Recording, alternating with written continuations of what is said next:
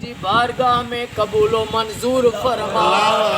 फकीर खेन जे बचड़न के सेहत ऐं वॾी हयाती अता फरमा।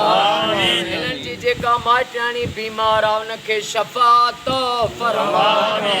जेके भी बीमार आहिनि उन्हनि खे शफ़ा अता फरमा। बे औलादनि खे औलाद अता फरमा। बेरोजगारन के रोज़ी अता फरमा।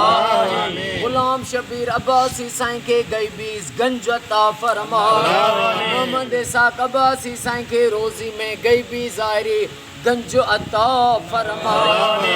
ओ मौला साईं साफ़ी सुगड़ हाकिम अली रिंद साईं जा, सजाद अली रिंद साईं जा, अली मदद रिंद साईं जा बेड़ा पार फरमा।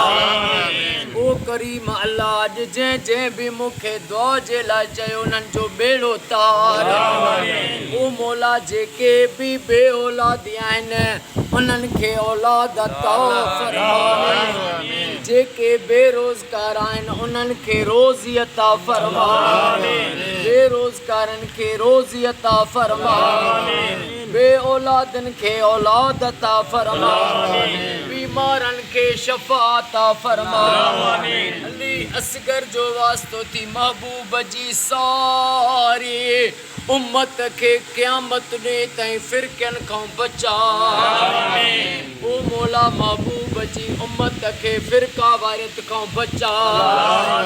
इन्नल्लाह व मलाइकतहु युस्सलूना अलल नबी या अय्युहल्लज़ीना आमनू सल्लु अलैहि व सल्लिमू तस्लीमा।